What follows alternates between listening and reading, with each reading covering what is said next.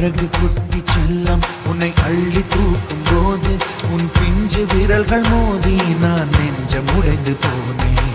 ஆளை கடத்தி போகும் உன் கண்ண குழியின் சிரிப்பில் விரும்பி மாட்டிக்கொண்டேன், நான் திரும்பி போக மாட்டேன்.